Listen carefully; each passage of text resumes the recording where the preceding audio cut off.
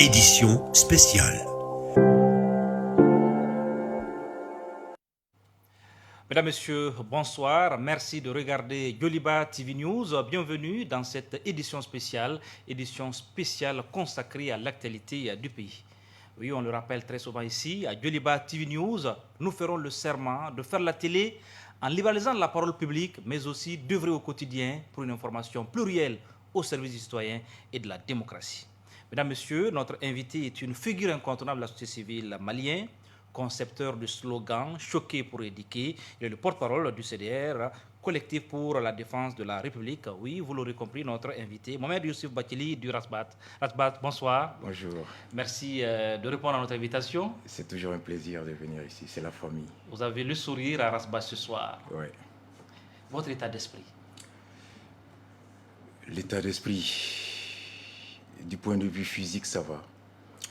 Au sein de ma famille idéologique, le CDR et les sympathisants, le moral est au beau fixe, la détermination est au point, l'engagement se renforce, le sentiment patriotique se renforce davantage, l'unité se renforce. Nous sommes en train de mûrir, nous tirons des enseignements de nos erreurs. Nous sommes en train de capitaliser beaucoup de choses. On est en train de réfléchir pour une prochaine rencontre en vue d'actualiser notre manifeste et pour être au rendez-vous des élections devant sanctionner la fin de la transition. Donc ça va. Vous suivez l'actualité du pays, vous étiez un moment à l'extérieur, mais depuis l'extérieur, comment vous suivez l'actualité du pays? Avec quel état d'esprit? Avec amertume. Avec amertume, avec beaucoup d'angoisse. Parce que, sincèrement, malgré toutes les prières qu'on formule tous les soirs avant de se coucher, au lendemain, c'est avec des cris, des larmes, des scènes de désolation, des scènes macabres qui nous réveillent et qui nous replongent encore dans le noir et qui obscurcit notre journée et qui nous meurtrit le cœur et qui nous interpelle aussi doublement de s'engager.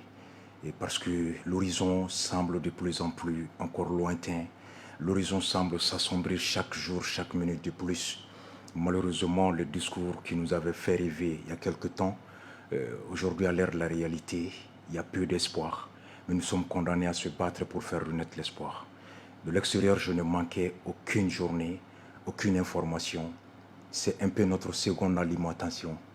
Le corps se nourrit bien des céréales, mais l'âme, la connaissance et l'amour du patrie se nourrit des espoirs, se nourrit du bonheur, se nourrit des conditions de vie de ses citoyens, se nourrit de l'état de sa situation, de son pays.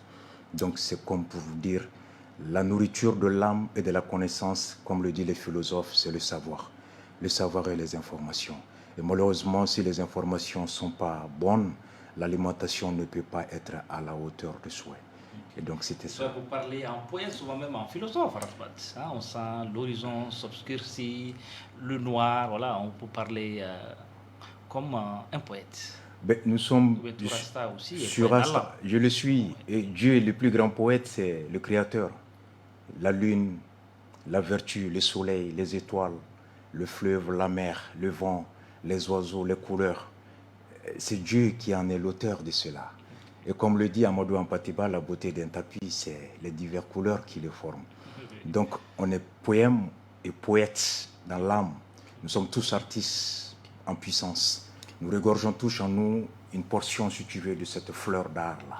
C'est ce qui nous permet de nourrir chaque jour l'espoir, de transcender les épreuves, d'affronter les épreuves, de nourrir l'espoir et d'arriver un jour au rendez-vous. Comme on le dit, un homme sans rêve n'a pas de bonheur. La vie sans rêve n'a pas de sens. Vous allez nous parler certainement à la fin de l'émission de vos rêves, de vos ambitions pour le pays. Rasbach, vous êtes un observateur averti de la scène politique malienne. Vous connaissez les acteurs politiques maliens, vous connaissez aussi les acteurs de la société civile. Aujourd'hui, le Premier ministre, c'était l'ancien président, ou toujours président du comité stratégique du M5-RFP, Choguel Maïga. Comment vous voyez l'action du Premier ministre Choguel Maïga depuis un certain temps? Comment vous analysez ça, vous? Dans votre question, il y a deux volets. Je vais commencer par le dernier qui semble être celui qui vous tient beaucoup à cœur. Son action à la tête du gouvernement, il est calamiteux, désastreux, sans contenu, sans issue. C'est de la cacophonie, c'est du tintamarre, c'est du sensationnel, c'est pas du concret. Je m'explique. Vous avez un monsieur qui s'est fait distinguer par un type de discours, par un type de vision, par un type de critique à un moment donné, dans une lutte au sein d'un groupement qui aboutit dans un premier temps au renversement des autorités d'alors. Les griefs formulés qui constituaient les arguments brandis, les causes de mobilisation des foules et les espoirs suscités qui aussi mobilisaient les gens font qu'aujourd'hui, à l'heure de la réalité, nous sommes dans la continuité des causes, mais à l'absence de rendez-vous des espoirs suscités. Quels sont les griefs qui avaient mobilisé en son temps les gens? C'était la mauvaise gouvernance, c'était l'absence de vision, c'était l'absence de concertation, de démocratie, c'était l'incapacité, je cite l'homme même en question le 5 juin, date de leur premier mouvement. Choguel a dit, je cite, « Tout pouvoir, tout gouvernement qui est incapable d'assurer la sécurité à sa population est un gouvernement illégitime. Tout gouvernement qui est incapable d'assurer l'autosuffisance alimentaire est un gouvernement illégitime. Tout gouvernement qui est incapable d'assurer la formation et l'éducation de sa population est un gouvernement illégitime. » Bref, par conséquent, je le cite toujours, ce gouvernement, à travers son leader, doit être démis comme un chauffard. On doit lui retirer son permis. Sinon, il nous conduit tout droit au mur. C'est Choguel qui parle. C'est Choguel qui dit le 5 juin, en français et en bambara, au pied du monument de l'indépendance. Premier mouvement du mouvement du 5 juin. À l'ère de la réalité, à 2 mois ou à 3 semaines avant la chute, le deuxième coup d'État contre Bandaou, face au même Bandaou au palais de Koulouba, il a dit, je cite, « Chez nous au M5, nous sommes attachés au respect du délai de la transition, pas un jour de plus. Rien n'est à l'horizon. 2 semaines, Dieu faisant les choses, ce même Choguel se retrouve en lieu et place de Mokhtar Wan, à la commande. D'accord? Et qu'est-ce qu'on assiste? Selon le dernier rapport rendu public il y a 2 semaines et présenté avant sa publication à Choguel lui-même, jusque-là qui n'a pas pu apporter un démenti, rapport de l'amunissement du Conseil des droits de l'homme des Nations Unies. Qu'est-ce qu'ils disent? De juin 2021 à septembre 2021, il y a eu 725 cas de violation des droits de l'homme, soit 78% d'augmentation d'abus des droits de l'homme.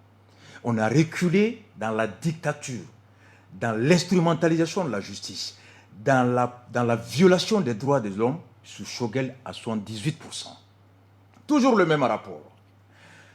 De janvier 2021 à septembre 2021, le nombre de déplacés est passé de 1344 à 4995 déplacés à l'intérieur. Au centre, on est à plus de 6000 villages, 600 villages sous embargo. Et tenez-vous bien, nous sommes passés de 300 et quelques à 4000 et quelques élèves qui ne vont pas à l'école aujourd'hui. Près de 1600 écoles fermées, 9000 enseignants à la touche. Un rapport présenté aux autorités non démenti. Okay. Vous voyez, on n'est qu'en 2021. Okay. Donc, mais ce rapport-là, est-ce qu'il est objectif pour vous? Parce que Choguel vient au moins d'arriver il y a 6 mois à Arsbach. On peut lui donner des circonstances atténuantes. Ce que le rapport dit, oui. De juin 2021 à septembre, les cas de violation ont doublé par rapport au trimestre précédent, soit sous Bandaou et Mokhtar Wan, à qui il a attribué toutes sortes de péchés d'Israël.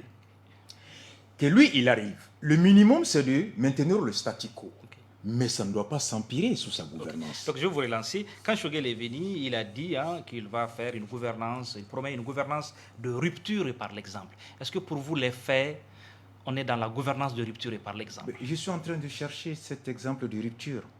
Ce que je constate, c'est Qu'est-ce que vous reprochez à l'action de Choguel et au style Choguel-Mega? Ce que pour que les téléspectateurs comprennent. C'est d'abord le propagandisme, les discours, pas d'action, l'absence de vision, l'amateurisme.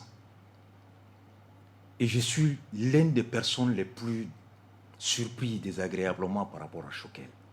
J'ai eu à échanger avec lui par plusieurs fois chez nous, dans notre maison, comme ça entre père et fils. Mais ce monsieur est éloquent. Ce monsieur est ingénieux dans l'analyse des causes des problèmes. Je me disais que, à la commande, nous aurions quelqu'un qui saurait pu traduire tout ce qu'il a pu poser comme diagnostic. Mais qu'est-ce que je constate, monsieur? Que des discours irréfléchis, des discours inconstants, des discours qui changent chaque jour. L'absence de vision, l'absence de prévision. Je vous cite 2 à 3 exemples. On est face à la cherté de la vie. Tout État, tout intellectuel, tous économistes, tout citoyen et tout leader, observateur, analyste, conscient de sa mission, savait que cette année, nous serions en proie à des problèmes de ravitaillement de certains produits de matières premières et même butés à des risques de flambée des prix. D'où l'obligation en amont d'anticiper par des mesures d'accompagnement des opérateurs dans le secteur. Prenez le cas du blé, du pain par exemple. Depuis l'année dernière, de mes petites lectures, de mes observations de par le monde, les pays les plus grands producteurs du blé, c'est le Canada. Ils ont été frappés par une sécheresse. Le second pays producteur, c'est la Russie, aussi frappé par la sécheresse. La France, frappée par l'inondation. Tout le monde savait que l'année prochaine, cette année, on serait buté à des problèmes de ravitaillement. Second élément qui avait été aussi annoncé par les spécialistes dans le monde entier, c'est que la Chine qui vient de sortir du confinement de la première vague de Covid, s'était mis à acheter beaucoup de blé pour stocker en prévision d'une seconde et une troisième vague de blé, avec 1 milliard et quelques. Donc, ils ont payé beaucoup de blé pour emmagasiner. Troisième facteur aussi, Vietnam et Cambodge qui sont aussi les grands exportateurs de riz. À cause de la première vague, les autorités se sont rendues compte qu'il faudrait, en raison d'État sur le plan sécuritaire, limiter le nombre d'exportations de riz dans le monde. Et donc, beaucoup de pays ont anticipé à partir de ce moment-là. Ceux qui ont des réserves ont payé pour les stocker. Ceux qui n'en ont pas ont accompagné les opérateurs en se portant caution auprès des banques. Nous aurions pu le faire comme on le fait dans le domaine de l'engrais. La BNDA, chaque année, l'État s'engage comme caution auprès de la BNDA pour préfinancer l'engrais.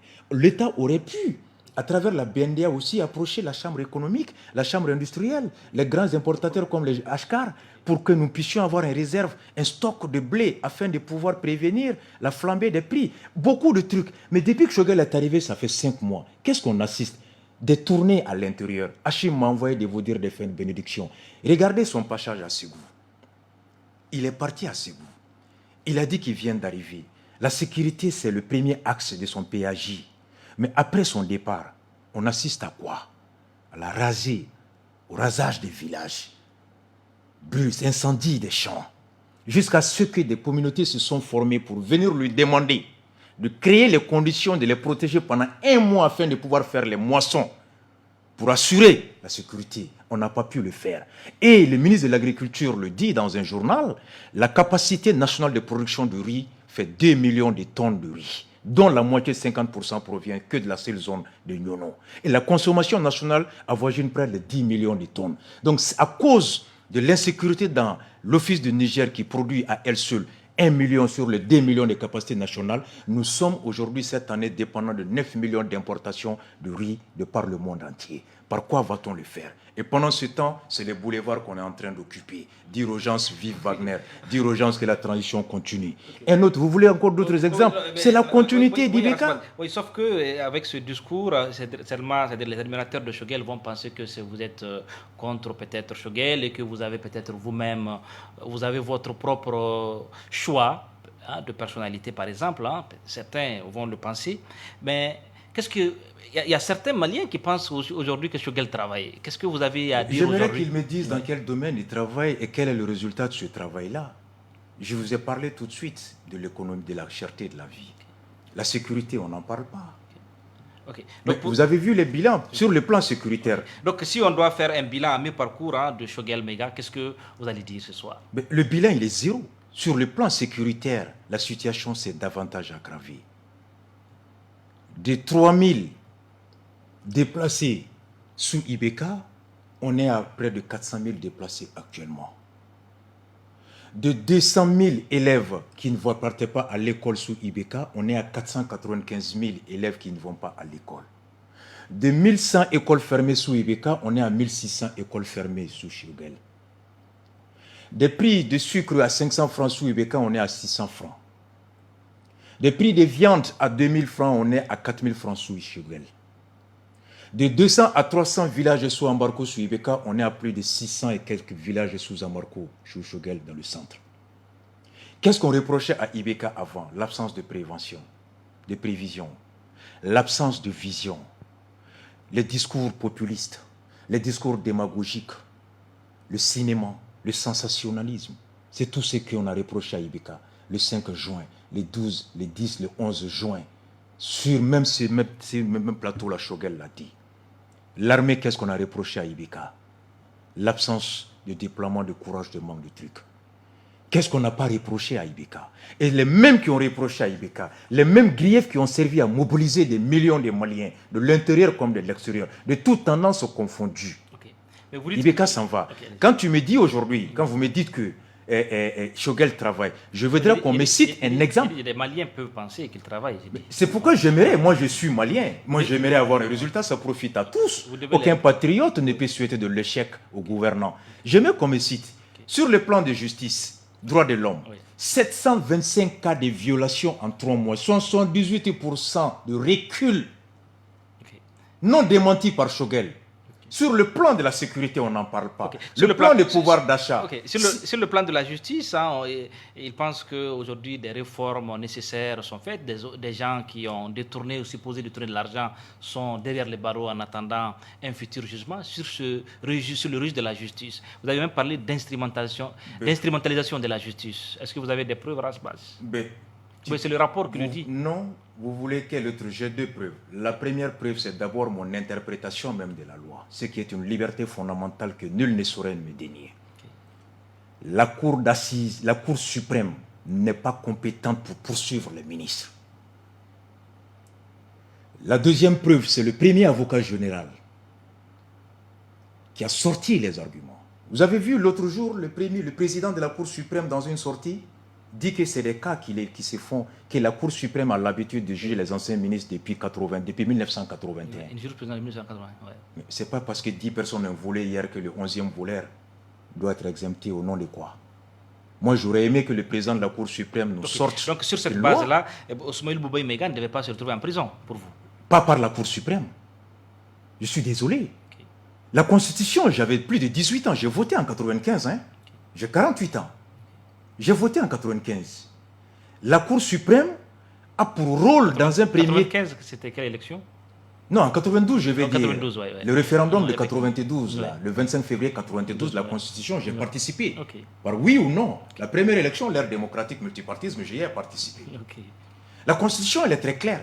Okay. Moi, j'aimerais que la Cour suprême me brandisse une recommandation ou bien une résolution de mise en accusation des ministres, comme ils disent. Okay. J'ai le communiqué de Kassongi à l'époque, ministre, procureur, qui a demandé à la même cour de saisir l'Assemblée pour le cas des ministres Ben Barka, Fili et Boubei.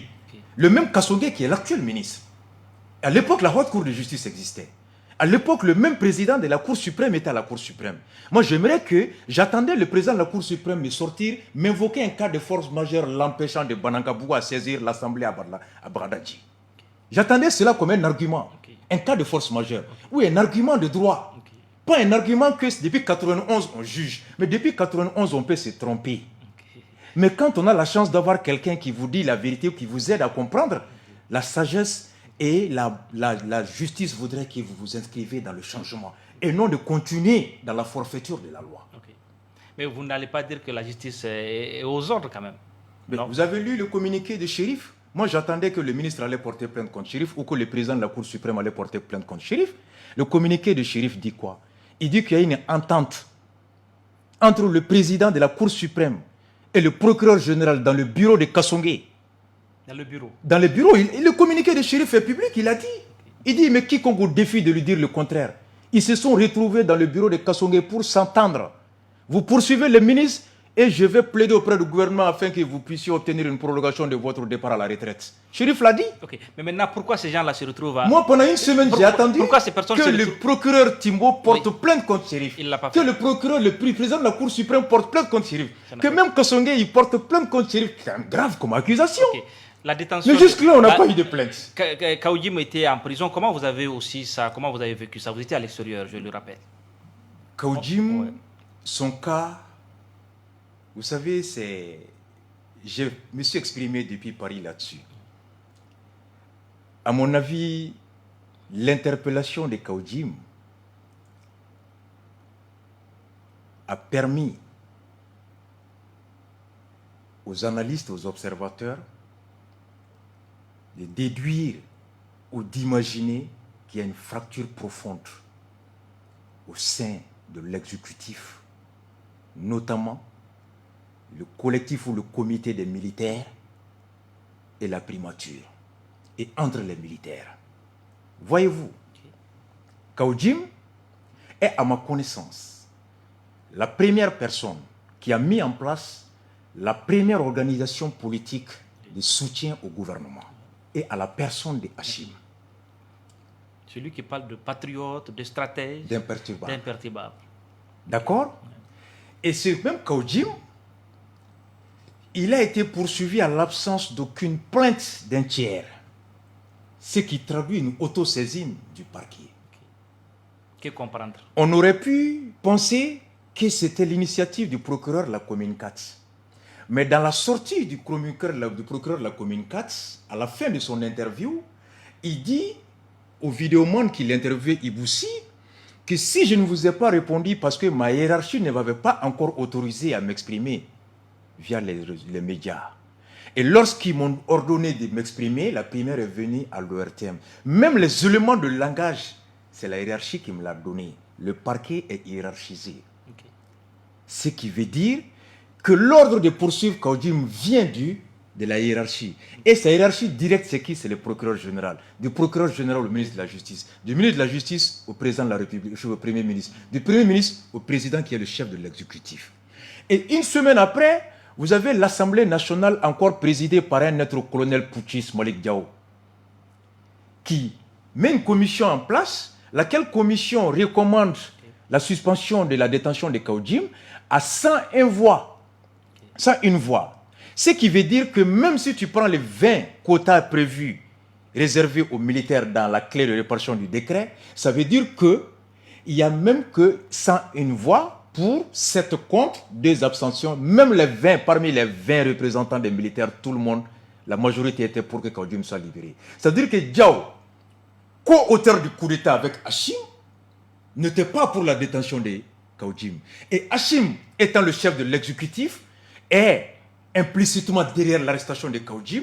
Et Diao, co-auteur du coup d'État, complice de Hachim dans le coup d'État, est contre l'arrestation. Ça traduit cela. Et Diao ordonne que Kaoudim soit libéré. 2 heures après, le même colonel Goïta vient par un décret abroger la nomination de Kaoudim.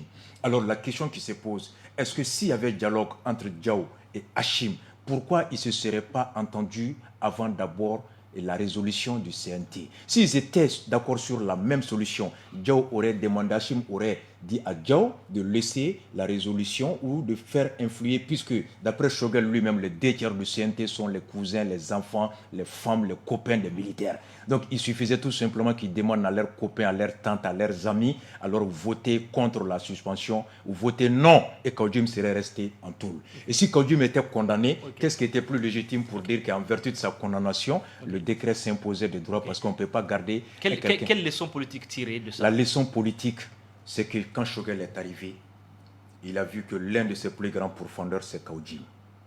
Donc, il a dû dire à Goïta, vous ne pouvez pas me nommer, et que l'un de votre grands partisans continue à me vilipender dans la rue. Vous choisissez. Ils ont dû peut-être demander à Kaoudim de revenir, et connaissant Kaoudim, comme il l'a dit chez vous ici, par principe, par conviction, il a refusé. Donc, Hachim se devait de prouver vis-à-vis. Okay. Mais le rôle de la justice dans tout ça, le rôle de la justice... est-ce qu'on doit se servir de la justice pour régler des comptes politiques? Ça, c'est quelque chose, c'est dommage.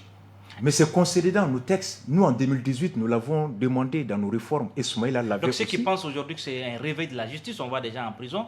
Vous n'êtes pas naïf sur ce point pour dire que c'est le réveil de la justice, c'est ça? Je suis désolé. Le réveil par quel droit? S'il y avait le réveil de la justice, c'est pas d'abord que l'instrument. C'est pas d'abord que les lois, les bâtiments et les hommes. La justice, c'est d'abord un sentiment. C'est une question de morale, la justice. Si cette morale et ce sentiment prévalaient comme fondement de la justice, un minimum d'enquête de moralité aurait écarté Choguel comme premier choix à la primature. D'autant qu'il a un dossier pendant sur lui auprès du pôle économique pour détournement des deniers publics. Oui, mais il dit qu'il y a eu des rapports qui n'ont rien prouvé. Qu'il y a eu Excuse-moi. un sur-rapport Ça, c'est le rapport de l'administration. C'est le rapport qui n'a. Mais les magistrats sont sortis, Choguel a même remboursé. Lui-même, il a reconnu publiquement que l'argent était versé sur son compte, mais que lui, il faisait un chèque pour le revirer encore de l'autre côté. Une fois que tu encaisses quelque chose qui est indu, l'infraction est consommée. Choguel est intellectuel comme toi et moi. Il sait ce qu'il a fait. Si toi, tu arrêtes quelqu'un qui a volé ton téléphone, tu le conduis au commissariat, le voleur restitue le téléphone, ça n'efface pas l'infraction. Ça n'empêche pas le policier de poursuivre l'action publique. Ce n'est pas parce que le policier a remboursé ou bien a restitué le téléphone alors qu'il n'a pas volé. Ce n'est pas parce que Choguel, le fait qu'il a reçu quelque chose dont il savait ne pas être en droit de recevoir, déjà l'infraction est consommée. Un minimum d'enquête de moralité aurait écarté Choguel. Donc que Choguel soit là et que ces dossiers soient révélés par des magistrats de surcroît, juge Draman Diara, magistrat de Chérif Koni, qui l'ont sorti. Choguel n'a porté aucune plainte. Personne n'est sorti pour démentir. Excusez-moi. Vous voulez encore quelle autre preuve? Un rapport d'une enquête administrative et par rapport à une enquête judiciaire, qu'est-ce qu'il vaut? Est-ce que Choguel aujourd'hui devrait être là? Si on veut le réveil de la justice, si on veut la refondation oui, passe par des personnes qui incarnent les caractéristiques d'un homme nouveau. On va parler. Mais pas un homme qui est entaché. On va parler de la refondation justement. L'exercice de la refondation, c'est l'un des piliers phares du plan d'action gouvernemental du Premier ministre Choguel. Aujourd'hui, ces assises nationales de la refondation sont reportées. Qu'est-ce qu'on doit comprendre par ce report? Mais c'était quelque chose de morné d'avance.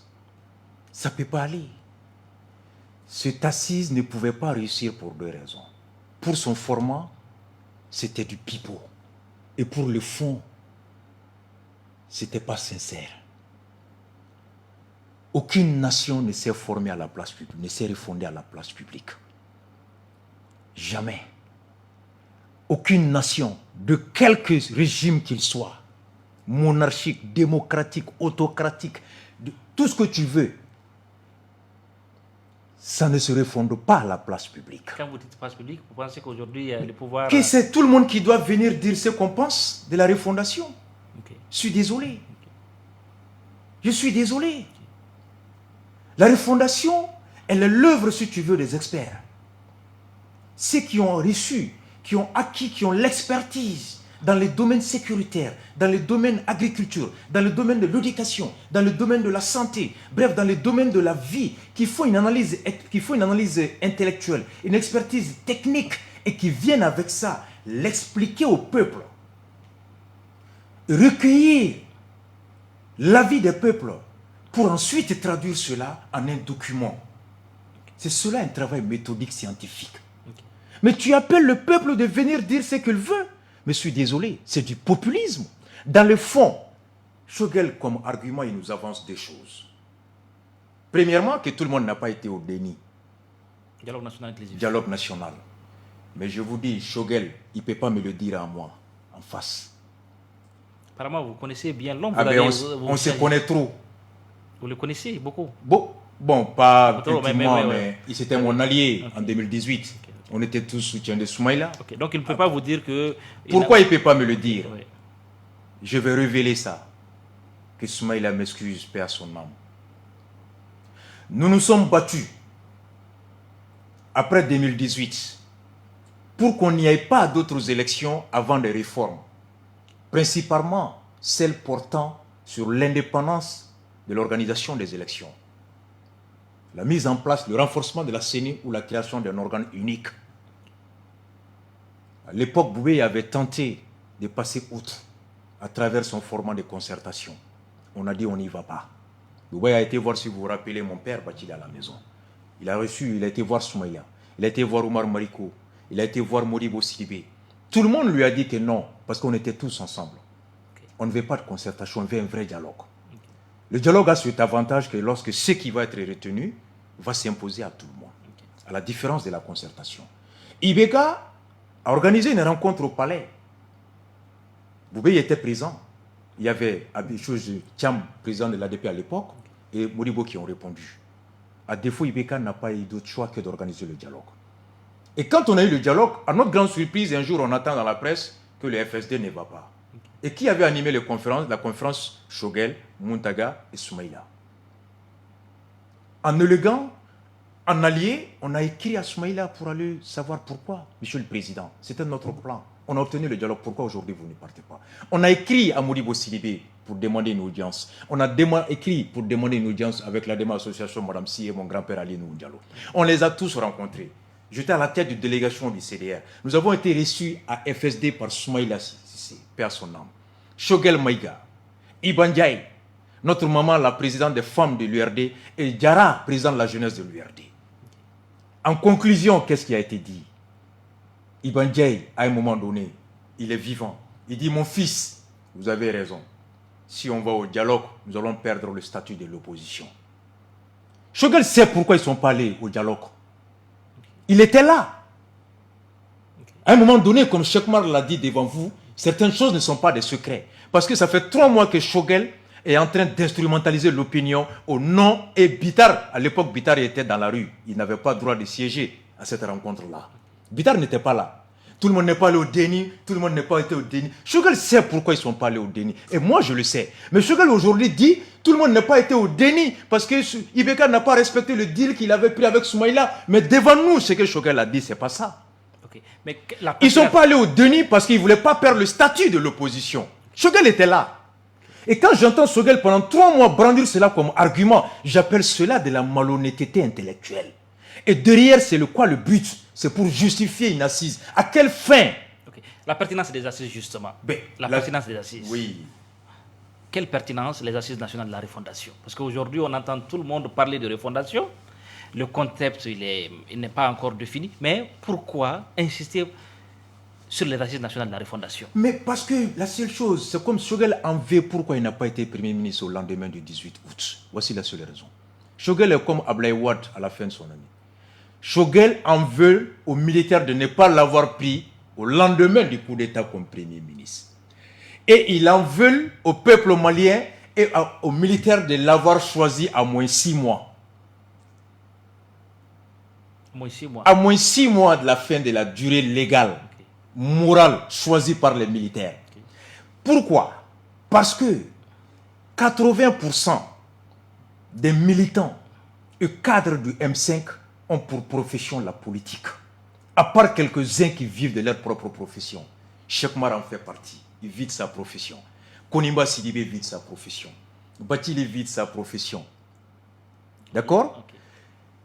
À part eux, peut-être que s'il y en a, je n'en connais pas. Shogel à la retraite, ils n'ont rien. Bitar, absolument rien. La politique, c'est leur profession. Et 90% des militants du M5, on les a fait croire que le pouvoir, c'est eux. Shogel arrive à 6 mois de la fin des élections. N'oublie pas une chose, hein. C'est un mouvement politique. On doit aller aux élections. M5, Sénid a combien? Quel est le poids politique de Sénid? 0 député. Combien de conseillers? Le poids politique de Shogel, 1 député obtenu par ceux d'une alliance à Kolokani. 0, néant. Quel est le poids politique de Bitar? 2 ou 3 rues. Quel est le poids politique de Fomba? Mon jeune frère assistant médical. Fomba n'a même pas pu constituer une liste en communale en commune 1 en 2016. Quel est le poids politique de Noussar à l'époque? 200 voix en commune 4. Si on va aux élections dans 6 mois, le M5 individuellement n'aura rien. Shogel est dans une logique de créer un grand groupement politique, comme en 2012 autour de ATT. C'est ce deal qu'il a eu avec les militaires. L'assise, je vais vous expliquer si vous me donnez juste une minute. L'assise à quel but? Les militaires et Shogel ont trouvé une convergence circonstancielle d'objectifs. Les militaires Hachim, Modibo Kone, Sadio Kamara, Wagé et l'autre là, Diao, aujourd'hui, ils ont peur de leur survie.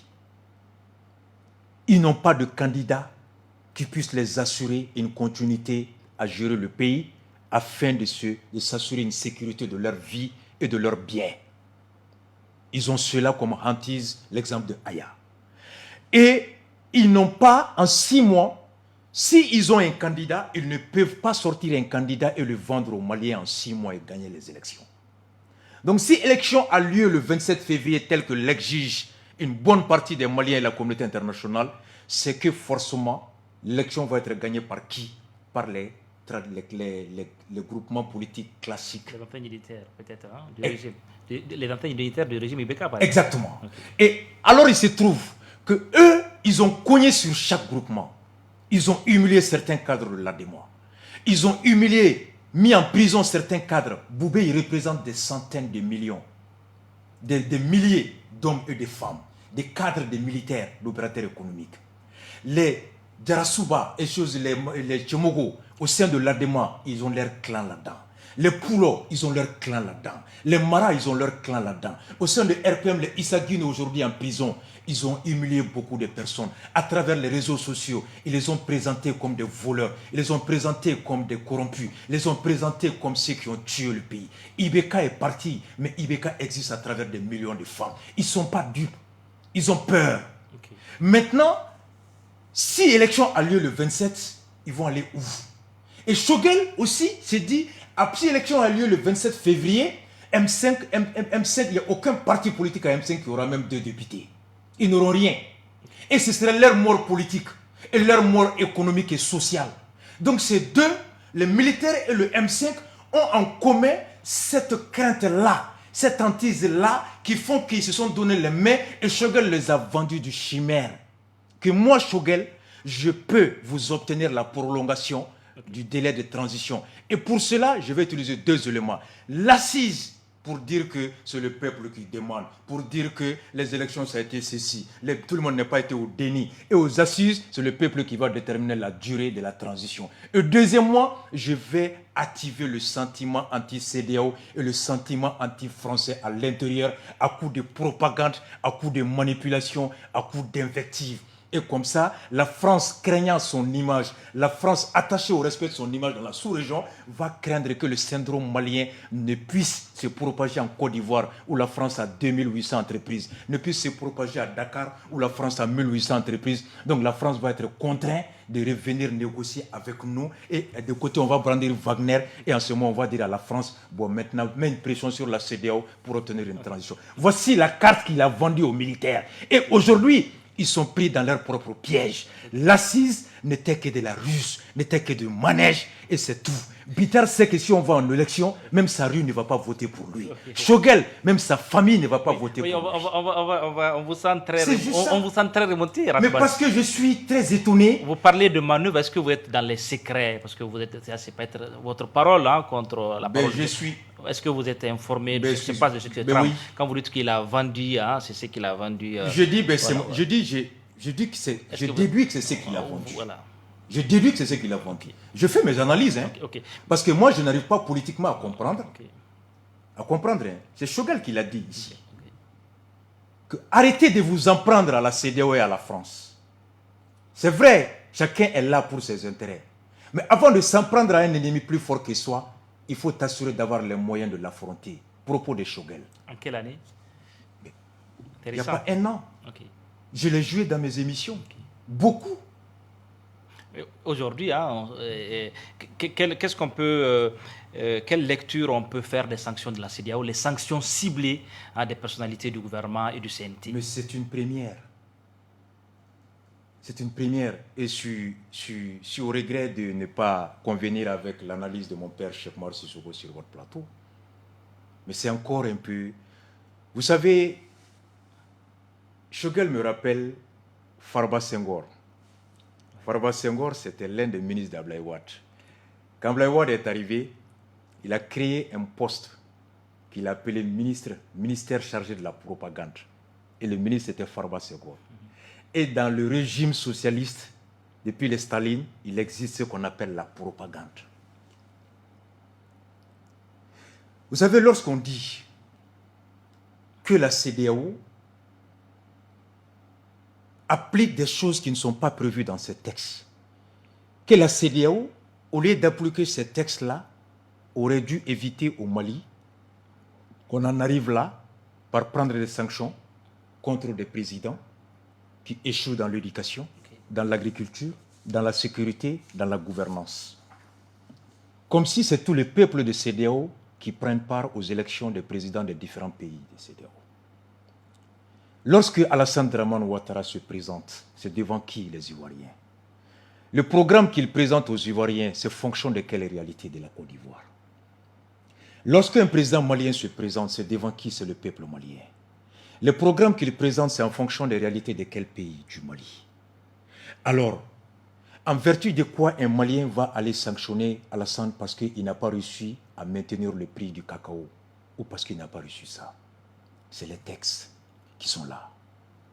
Une première raison. Deuxièmement, parlons de la date. J'ai entendu Bitar ici dire que c'est la date de la CEDEAO. Mais si c'est la date de la CEDEAO, qui a été dire à Bandao à 2 semaines avant le coup d'État que cette date-là chez nous au M5, nous exigeons le respect de la date. En ce moment, est-ce que Shogel était du CEDEAO? Bitar était assistant de Goodluck Jonathan? Pourquoi ils se sont accrochés à cette date de la CEDEAO pour exiger à Bandao et Mokhtar Wan de respecter? Je veux savoir, que les gens se rappellent, Ouagé et Hachim étaient partis à Accra avec 3 ans. Rappelez-vous bien, la CEDEAO leur a dit, pas question. À leur retour, Ouagé a tenu un point de presse à Kati, où il a dit, devant le peuple malien en français et en bambara, en direct sur les pages Facebook et la radio, que nous étions partis avec la demande du peuple qui portait sur 3 ans la durée de la transition. Mais la CEDEAO nous a dit non, 18 mois. Nous sommes tenus de tenir compte des réalités régionales et sous-régionales. Pourquoi nous avons accepté 18 mois? Parole de Ouagé. Mahmoud Diko aussi a dit dans un journal. On va en parler. Imam Diko, j'en ai fini sur le délai. Imam Diko a dit que certains chefs d'État lui avaient demandé qu'ils allaient proposer 12 mois, même pas plus, que c'est lui qui a intercédé auprès des chefs d'État pour qu'on puisse augmenter à 18 mois. Et qu'on a accepté. Mais depuis quand un Malien sort pour dire que dans notre culture, dans notre éducation, qu'il est permis de manquer au respect de sa parole? Quand j'entends Bitar dire nous sommes un peuple souverain, quand j'entends Shogel dire nous sommes un peuple digne, Modibo Keïta, mais que vaut la parole donnée pour Modibo Keïta? Bitar est Bobo Mianga de sang. Que vaut la parole donnée pour un homme? Bitar a l'âge de mon père. Shogel a l'âge de mon père. Mais que vaut la parole donnée d'un sexe, de quelqu'un qui a 60 ans? Oui, un militaire, c'est la parole donnée. Mais quand, j'en ai fini. Quand Hachim est militaire, quand Hachim le serment, Ouagé vont donner leur parole. Et venir dire que c'est le peuple qui me demande de manquer à ma parole. Moi, je serai Hachim. Oui, mais ils disent que les conditions ne sont pas réunies à Rasbas. C'est ce qui se dit aujourd'hui. On dit que les conditions ne sont pas réunies pour faire des élections crédibles, des élections transparentes. Mais cela se comprend. C'est pourquoi on a... Si l'argument là, il tient, non? Il mais tient bien debout. sûr, Voilà. On est tous d'accord. Mais les conditions ne sont pas réunies du fait de qui? De Dieu, des cas de force majeure ou des hommes? Posons-nous la question. Les conditions ne sont pas réunies aujourd'hui. Toi et moi, on n'est pas recensés. Les fichiers ne sont pas là. On ne sait même pas quelle sera la date de mais ils disent que même les candidats ne peuvent pas aller battre campagne. Hein. Peut-être voilà, ils seront mais là. On peut tenir les assises. Vous voyez le paradoxe, même dans l'art de manipuler, on ne sait pas le faire. Oui, on va vous faire réagir par rapport à la sortie demain de l'imam, votre ami, l'imam Diko que vous connaissez très bien. Il promet de faire des prières demain pour le pays, pour le Mali. Il estime que la situation est tendue, n'est pas agréable. Et après, il va s'adresser aux Maliens, il va s'adresser aux journalistes. Qu'est-ce qu'on peut attendre déjà? Le timing déjà pour vous? Parce qu'on sait que l'imam nous a habitués à chacune de ses sorties, c'est un message qu'il délivre. Et puis pour vous, voilà, ce timing-là, je trouve même que l'imam a pris un peu de temps. Pour moi, je l'ai interpellé plusieurs fois sur les ondes depuis à 2 mois, depuis à la première semaine de l'embargo de Faraboukou. Pour ceux qui me suivent dans mes émissions, je dis, où est le boulevard, où est l'imam? À 1 mois, 2 mois, 3 mois. Pour moi, il a même tardé. Il a tardé. Mais je lui accorde le bénéfice de toujours d'avoir voulu accorder du temps aux gouvernants de s'installer, de mettre en œuvre leur vision. Mais il ne pouvait que sortir. Qu'est-ce qu'on peut attendre de ce discours demain? D'abord, il doit sortir par obligation, par devoir. Obligation et devoir. Obligation morale. Parce qu'il est l'un des grands mobilisateurs. Il est l'un des fondateurs du mouvement putschiste M5. L'imam Diko est la figure emblématique du M5. C'était l'autorité morale. L'autorité morale, dont la voix a fait mobiliser des milliers de personnes, dont la voix dont la voix a contribué à renforcer la dynamique qui a emporté le régime de Ibeka sur la base des griefs, de mauvaise gouvernance, d'insécurité, de mensonges d'État, d'absence de vision, de déshonneur. Sur la base des promesses, nous sommes un peuple debout, pas un peuple de résignés. Nous préférons la mort à la honte, le génie malien. Nous n'avons rien à envier à Paul, à Pierre. Nous sommes capables de créer tout, d'imaginer tout. C'est une question de volonté et d'homme qu'il faut à la place qu'il faut. Ça, c'est l'espoir que l'imam et ses pères ont vendu. Avec son assistant intellectuel et moral Shogel, ils ont vendu au peuple. Sur la base des griefs. Donc si, après avoir reçu le premier combat de renverser le pouvoir par la mobilisation des hommes, des femmes, des religieux, de l'intérieur comme de l'extérieur, et même renverser le pouvoir, faire un coup d'État, et qu'ils obtiennent le pouvoir, qu'on assiste à quoi encore? L'insécurité 2 fois plus grande, la propagande 2 fois plus amplifiée, les mensonges d'État systématisés, pouvoir d'achat en baisse, flambée des prix galopants, l'espérance de vie à terre, santé zéro, sécurité zéro, gouvernance zéro, propagande. Et des milliers de Maliens sont déplacés dans leur propre ville. Ouagé, le 19 août, a dit que les Maliens sont devenus des propres déplacés dans leur propre pays, que le terrorisme n'est pas une fatalité. Propos de Ouagé militaire. L'imam Diko a dit tout ça, a soutenu tout ça. Et oui, 10 mois après, on est incapable de se nourrir, de manger 3 fois par jour. 10 mois après, 2 fois plus de villages sont rasés. 2 fois plus de populations sont déplacées. L'absence de perspective. Et c'est même l'imam, moralement, a l'obligation de sortir, s'adresser au même peuple à qui il avait fait, et à qui, devant lequel il avait reproché des attitudes de gouvernance au régime tombé. Ce même imam est moralement obligé de sortir, s'adresser au même peuple qui souffre aujourd'hui, à qui il avait promis le changement par le génie malien. Est-ce que vous serez au rendez-vous? Est-ce que vous serez au rendez-vous? Non, j'en ai fini des mots. C'est une obligation morale pour l'imam. Moi, je suis content que moralement, il ait tiré les enseignements de son échec. Est-ce que vous êtes sûr du discours qu'il va tenir? Parce que pour vous, est-ce que ça dénote sa sortie de demain, qui a un malaise? L'imam doit prier, il doit rendre grâce à Dieu de lui avoir permis ou de lui avoir offert une opportunité, une nouvelle chance de se racheter vis-à-vis de Ibeka, vis-à-vis de l'ancien régime, vis-à-vis du peuple malien, à qui il avait promis de l'espoir, à qui il avait promis du bonheur à travers le génie malien. Et le coup d'État ayant reçu, et lui, l'imam et ses amis ayant reçu le pouvoir. Mais à un moment donné, quand le rendez-vous a manqué, le désespoir a multiplié, l'imam moralement ne peut pas dormir. Il ne peut pas rester dans sa mosquée. La mosquée, au sens spirituel du terme, c'est partout. Ce n'est pas les 4 murs. Que l'imam sorte, c'est une obligation morale. Et c'est un devoir, parce que c'est un citoyen malien. Mais cette sortie, qu'est-ce que ça va changer pour vous dans la donne, dans la trajectoire, dans la marche de la transition? Elle doit changer beaucoup de choses pour ceux qui savent où ils vont. Vous voyez l'imam? Parce qu'aujourd'hui, la transition a quand même du soutien. Qui? Grand soutien. Explique-moi. On voit les gens souvent au niveau de la place de l'indépendance. Excuse-moi. La place de ceux qui vont à l'indépendance, je le dis sur ton plat, ceux qui vont sur les boulevards. Que même demander une prolongation de la transition. Excuse-moi, ceux qui vont sur les boulevards, qui sont-ils? Tu veux que je te prenne les Yerewoulou 1 à 1? On se connaît. Tu veux que je te prenne qui qui sont sortis là-bas. Oui, les soutiens, je parle des soutiens. Tu me donnes... Vous êtes d'accord avec moi que la transition a des soutiens? Je veux que tu me dises quel soutien. Je ne vais pas citer des noms, mais vous savez aussi, mais cite-moi un soutien. Oui, la place de l'indépendance, les gens étaient à la place de l'indépendance pour demander mais ceux qui vont à la place de l'indépendance, ce n'est pas les mêmes le lendemain qui te disent qu'on ne peut pas payer du sucre.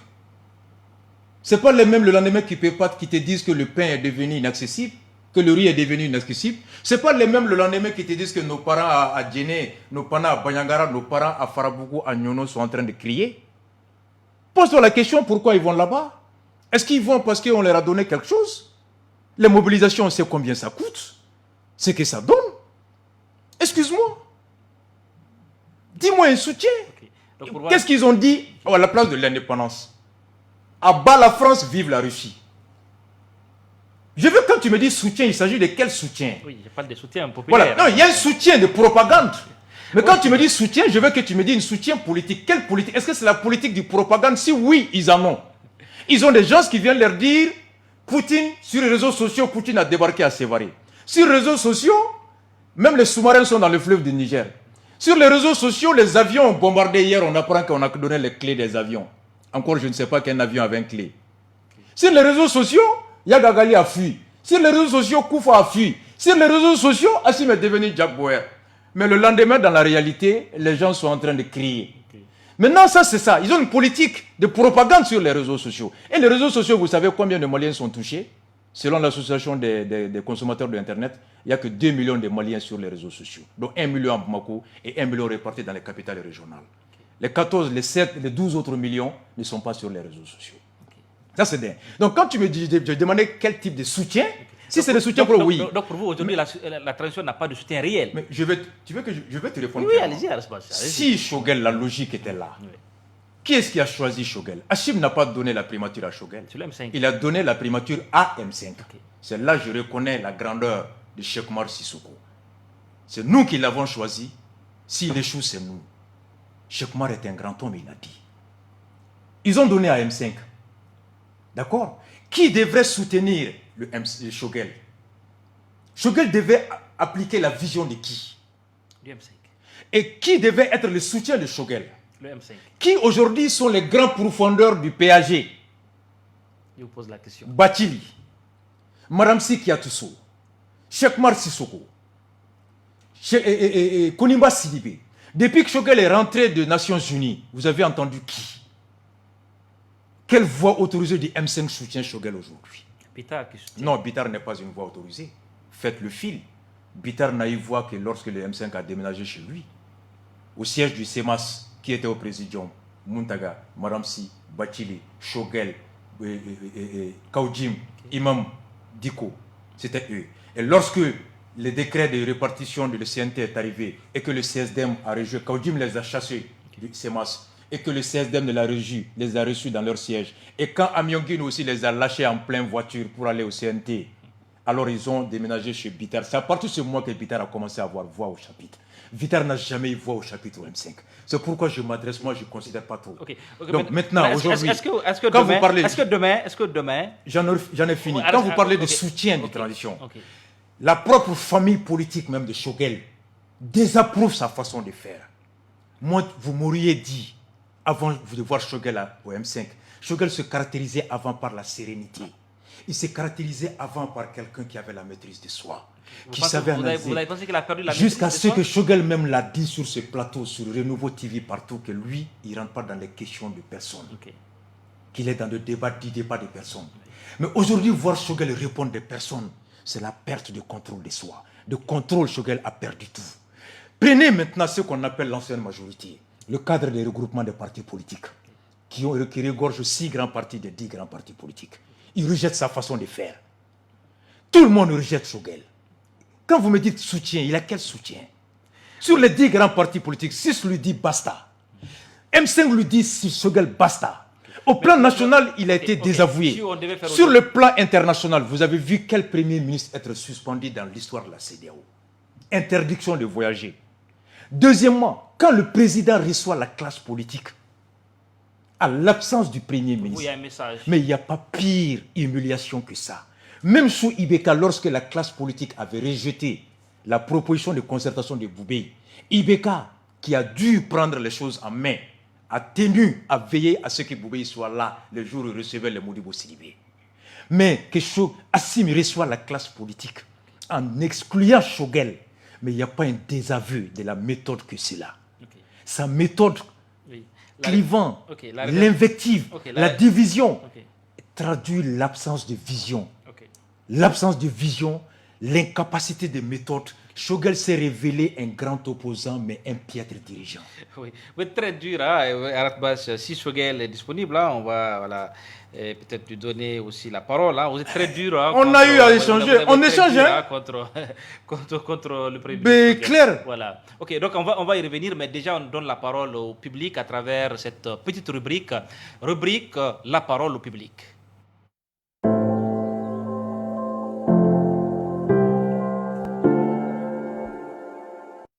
Bonjour Monsieur Atayer, bonjour Monsieur Rasbat. Alors moi je m'appelle Birama Traoré, je suis un élu local. Alors moi ma question elle est trop simple. Monsieur Rasbat, vous savez, je ne vais pas joindre à ma voix à vos détracteurs qui estiment que vous avez renoncé à vos convictions politiques et sociales. Mais j'estime, à mon humble avis, qu'il y a eu un petit relâchement du côté de votre combat, puisque votre combat il était basé sur la liberté, sur la défense des libertés individuelles et collectives. Il était basé pour pour une justice sociale, pour une justice équitable. Mais désormais, on a comme l'impression que votre combat, il est d'ordre politicien, c'est-à-dire il est basé sur la défense d'un camp par rapport à un autre, selon vos intérêts, selon vos approches ou selon vos affinités avec certains hommes politiques sur la place. Alors qu'avant, vous étiez juste pour un Mali émergent où toute la jeunesse avait sa chance, un Mali sans corruption. Mais aujourd'hui, on a comme l'impression que ce combat, il est un peu derrière nous. Qu'est-ce que vous avez à nous dire par rapport à ce point précis? Bonjour Monsieur Atayer, bonjour à l'invité. Moi c'est Aboubakar Sidiki Traoré depuis Bamako.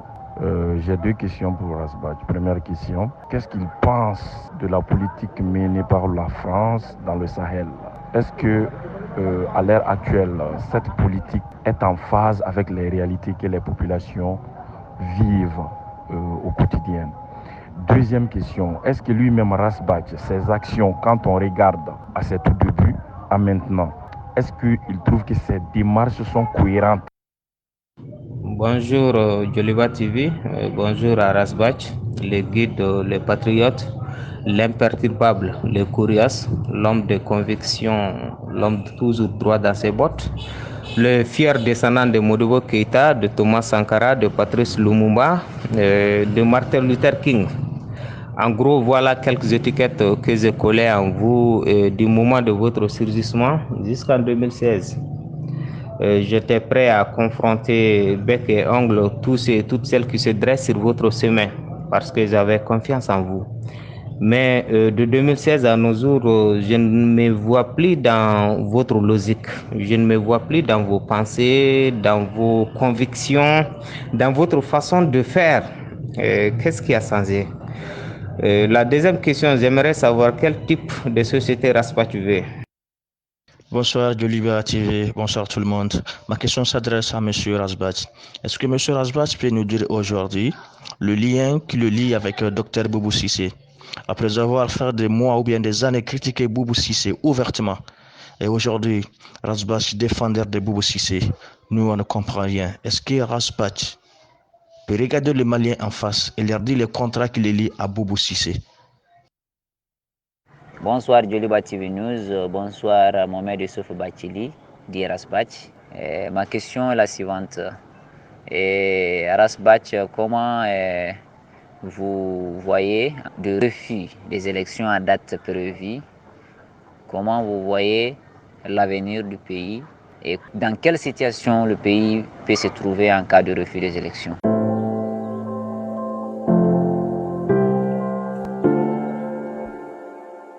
Rasbach, c'était là quelques réactions de téléspectateurs. Hein. Le débat, il est suivi, bien suivi. Donc, vous allez essayer de répondre à quelques questions. Et puis, on va dire où va le Mali et quel avenir pour la transition. Je crois que toutes les questions se résument à trois. La première, Rasbach, hier, aujourd'hui, on ne le comprend pas. Son problème, c'était la justice sociale, un Mali sans corruption. Aujourd'hui, on a tendance qu'il est plus politique. Mais c'est normal que certains n'arrivent pas à comprendre parce qu'ils viennent de découvrir une nouvelle façon de faire à travers Rasbach. Quand vous parlez de la corruption, qu'est-ce qui engendre la corruption? C'est la politique. La politique quoi? La politique judiciaire, la politique économique, la politique électorale, la politique démocratique, la politique de l'administration. C'est cela. Donc la politique, par définition, c'est la gestion de la cité. Lorsque la gestion n'est pas vertueuse, elle peut aboutir à tout. Donc, quand tu veux combattre un fléau, il faut s'y adresser à ce qui a conduit, à ce qui mène au fléau pour s'attaquer à la racine. Donc, la politique, on le réduit à des questions de maire, d'élection de maire, de députés, de présidents. Non, la politique, c'est toute idée, toute action qui conduit à assainir ma maison, ma rue, ma voie, mon cadre de vie. C'est toute politique qui me permet, quand je suis malade, d'accéder à des soins et maintenant à un pouvoir d'achat me permettant de payer des médicaments, de m'offrir. Vous voulez dire que Rasbach n'a pas changé, c'est le même Rasbach qu'ils ont C'est la même chose. Comme quand on décrit la cherté de la vie, ça c'est une justice sociale. Ceux qui aujourd'hui n'arrivent pas à se payer de la viande, mais il y en a qui se payent des kilos pour leurs chiens. Mais il y a des familles qui n'arrivent pas à en avoir. Il y en a qui n'ont pas 3 repas par jour. D'aucuns arrivent à s'offrir des desserts. Il y en a qui n'arrivent même pas à dormir, qui dorment sur des ordures. Mais il y en a qui s'offrent des vacances. C'est ça la justice sociale. Okay. Exactement. Okay. Donc c'est cela, Rasbach. D'accord. Donc vous le dites clairement, Rasbach, c'est le même Rasbach que vous avez connu. Voilà. Ils m'ont connu en 2016. Okay. Mon combat était quoi? Quand Amikan avait pris une décision de démolition de trucs. C'était ça. Lorsqu'on a décréé la cherté de la vie, lorsque je l'ai rappelé ici, par rapport à l'électricité et beaucoup de choses, lorsque Ibeka était là, quand on a dit tout sauf Ibeka en 2016, c'était quoi? C'était ça. C'est la vie, c'était la politique de Ibeka. Donc c'est toujours la politique, c'est le gouvernement qui nous intéresse. C'est cela. Ok, un téléspectateur qui demande vos relations avec Boubou Cissé, le docteur Boubou Cissé. Ce qui dit qu'est-ce qui me lie avec Boubou. Ce qui me lie avec Boubou aujourd'hui, c'est d'avoir été accusé de déstabilisation du pays, d'avoir vouloir faire un coup d'État. Hein? C'est ce qui me lie aujourd'hui à Boubou. Okay. Depuis que je suis né, que j'ai rencontré Boubou pour la première fois, c'est ma sortie de la prison. Je suis allé le saluer. Et je suis fier de la... C'est pourquoi je dis, je remercie. Vous revendiquez désormais cette relation? Ah oui. Okay. Ils ont dit que moi, Boubou me paye pour faire le coup d'État. Et que l'actuel secrétaire général adjoint de la présidence, qui est actuellement poursuivi pour les mêmes choses, l'ancien directeur de la sécurité d'État, pour qui je prie franchement qu'ils puissent retrouver leur famille. Personne ne doit être en prison. Ils me poursuivent, ils m'ont arrêté. Ils m'ont coupé mes dreadlocks. Lui, le colonel, ce soir, vous je suis content d'avoir mes dreadlocks. Et puis en costume. Exactement. Le colonel Nyangadou, le colonel Alpha Yaya, sous les ordres de Goïta, ils m'ont arrêté, ils m'ont mis en prison. Ils m'ont coiffé. Mais moi, je prie Dieu que Goïta, il a été arrêté abusivement. Que le droit soit dit. La jurisprudence qui a profité à notre dossier, que Goïta, sa procédure puisse être annulée. Et tous ces gens-là qui retrouvent leur famille. C'est cela. Ce qui me lie à Boubou, c'est ça. Vous avez ces nouvelles? Est-ce qu'il sera candidat pour la présidentielle? Je ne sais pas. C'est la question qu'on m'a posée à la sécurité d'État. Donc, tu sais, vous vous rappelez à l'époque, on a dit, Boubou donne 400 millions, Boubou donne ceci, il fait cela. Mais quand c'est sorti... vous n'avez jamais reçu de l'argent de Boubou Cissé? Mais s'il y a un contrat, le contrat doit être avec Imam Digo. Parce que c'est Imam Digo qui m'a dit de soutenir Boubou. Oui, mais donc... Donc, à l'auditeur là, il dit pourquoi je soutiens Boubou. Je ne sais pas qu'est-ce que lui, il entend par soutien. Si soutien il y a eu, et si contrat il y a eu, qu'ils aient demandé de Digo. C'est Digo qui a négocié ce contrat. Et vous avez pris votre part du contrat, c'est ça? Ma part de contrat, ça a été d'être arrêté à la sécurité de l'État et à la prison pendant 5 mois. Oui, il y a des téléspectateurs qui demandent au cas où on n'arrive pas à faire les élections en février 2022, quel sera l'avenir du pays? Qu'est-ce qui va se passer? Ah ben si oui, on n'arrive pas à il y a faire des issues. En février 2022. Il y a des issues. Si nous arrivons aujourd'hui à commencer conformément à la demande de la CEDEAO, je rappelle que c'est nous. Moi, je suis un Sarakoulé. J'ai honte qu'on me dit, Rasta, tu n'es pas respectueux de ta parole. Tu es très regardant sur la parole. Ah non, ça c'est chez nous. Depuis tout gosse, quand tu dis, mon père te dit, qu'est-ce que tu peux faire? Il te dit jamais fais ça. Qu'est-ce que tu peux faire? Quand tu lui dis tu peux faire, il te tient à ça. Ça, c'est depuis notre grand-père. Nous, on est des Bachili. La parole donnée est sacrée chez nous. Lorsque... Quand Rasbach promet, il fait. Ah oui, et avant de promettre, je réfléchis beaucoup. Même au rendez-vous, tous ceux qui me connaissent savent que je suis intransigeant par rapport au rendez-vous. Va demander aux entourages de CDR. Quand on donne un rendez-vous pour un départ à tel meeting, à tel endroit, à XR, là, on est intransigeant là-dessus. Ça, c'est nous. C'est la discipline. C'est l'organisation. Et s'il y a des issues, si nous n'arrivons pas à respecter le délai, il nous faudrait s'attendre à des issues. La première, elle est ce que j'appelle l'idéal, la moindre mal, qu'il faudrait travailler à ce qu'elle puisse être celle qui va être l'issue. Il s'agit de quoi? Depuis maintenant, de commencer à se rendre compte que nous ne pouvons rien sans nos voisins. Et ce que la CEDEAO demande, c'est de fournir un chronogramme. Un chronogramme, techniquement, c'est juste donner des indications. D'ici les 12, qu'on commence à travailler et qu'on va plaider ça. Et qui peut aller plaider ça? Déjà, ce n'est pas Choguel. La première solution que moi je propose, c'est d'abord que Choguel lui-même, c'est mon père. J'ai mangé avec lui chez moi. Il dormait chez nous de 14h jusqu'à 17h. D'accord? En tant que fils de Choguel, je lui demande, il est l'obstacle aujourd'hui qu'il démissionne. À défaut de démissionner, Hachim et ses frères militaires qui se rendent compte que leur première carte ou deuxième carte Choguel a échoué. En demettant Choguel, tu permets de rétablir la carte de confiance avec la classe politique, avec la CEDEAO. Le message de la suspension de Choguel, ça veut dire quoi? Au lieu de sanctionner, le chef de job, c'est qui? C'est Choguel. Qui est le chef de la diplomatie? C'est Choguel. Mais on suspend l'imam, on fait appel au miésin. C'est un désaveu. Donc, en choisissant quelqu'un qui peut aller discuter avec la CEDEAO, en choisissant quelqu'un qui peut être à équidistance, qui rassure toutes les parties, on restaure la confiance, on restaure le dialogue, et là, on peut aller plaider un nouvel chronogramme. Mais si on s'obstine à garder Choguel, si on s'obstine à aller dans une soi-disant assise qui est en réalité une réunion entre amis, là, on ne va pas échapper à la sanction. Et quand on va à la sanction, comme l'a dit mon frère Cheikh-Oumar Konaré, qu'il faut se préparer à la bouillie, à manger la bouillie, le beignet, ça c'était hier. Mais aujourd'hui, la bouillie provient de quoi? Du mil. La bouillie provient de quoi? Du maïs. Où sont cultivés les maïs, les mil? Qui protège les champs de production de maïs? Qui protège les champs de production de riz? Qui protège les champs de production de mil?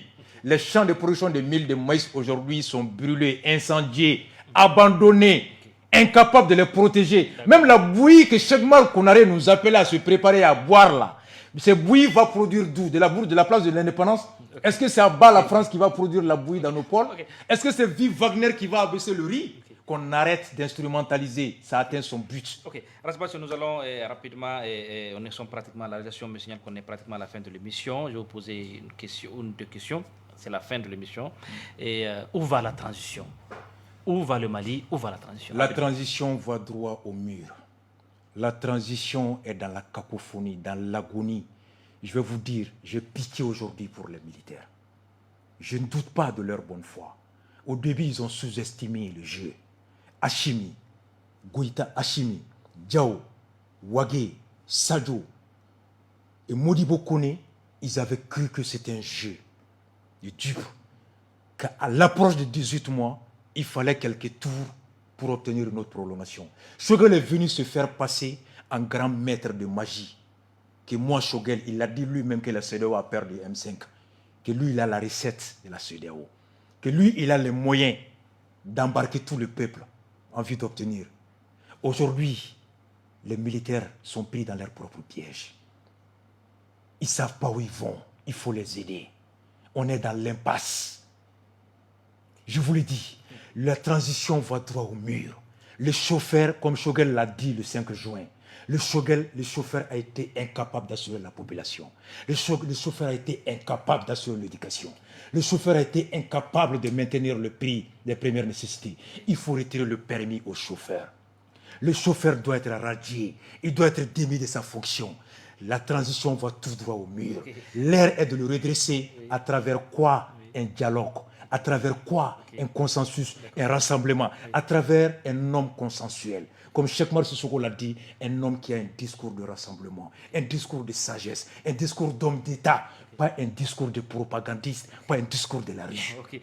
C'est cela. Rasbaz, Mohamed Youssouf Bachili dit Rasbaz, nous sommes pratiquement à la fin de l'émission. Les débuts de Djoliba TV, vous suivez, voilà, donc... non, là, chapeau à vous. À moins d'un an que je le suis, et surtout à toi, mon jeune frère, mon frère, Atayer, merci. Aujourd'hui, c'est l'une des émissions la plus suivie, la plus réactive, la plus professionnelle. Ça, c'est sans complaisance. Ce n'est pas parce que je suis sur votre plateau. Vos sujets sont bien choisis. Les questions permettent à vos auditeurs d'aller au fond d'eux. Et aux auditeurs aussi, à vos invités d'aller au fond d'eux, et aux auditeurs d'avoir de quoi appréhender, analyser, de forger un truc. Et les autres émissions en bambara que partout, la qualité de l'image, la qualité du son, et surtout, vous êtes à l'heure du numérique, les émissions sont directement retransmises. Et aujourd'hui, notre monde est tel qu'on n'a pas le temps de s'asseoir devant la télé pour suivre.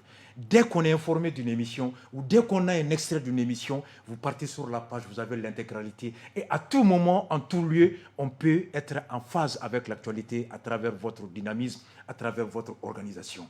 Vous êtes aujourd'hui un leader et vous devez susciter de la jalousie. Vous êtes aujourd'hui un leader du professionnalisme. Et Djoliba FM, Djoliba TV, merci, bravo à vous. Vous faites honneur à l'espace audiovisuel du Mali. Okay. Et surtout à toi, mon frère. Franchement, merci à toi. Merci Rasbaz pour tous ces mots. Voilà, parce que vous le dites, ça fait chaud au cœur. Merci. Non, et puis c'est une équipe. C'est une équipe qui travaille. Ouais. Donc merci à ces guerriers de l'ombre qu'on ne voit pas, qui nous mettent en direct. Ils me sifflent, ils me disent que nous sommes pratiquement à la fin de l'émission. Voilà, je vous entends. Merci à tous ces guerriers de l'ombre, à tous les techniciens, à la rédaction, à tous ces journalistes. Voilà, merci. Mesdames, Messieurs, Rasbaz, merci. C'était un plaisir. Voilà. Rasbaz, bien habillé à cravate, merci. Mesdames, Messieurs, c'est la fin de cette édition spéciale que j'ai eu l'immense plaisir de présenter. Nous recevions ici le chroniqueur Mohamed Youssouf Bachili du Rasbaz. Nous parlions de l'état de la transition. Où va le Mali? Merci de l'avoir suivi. Au revoir.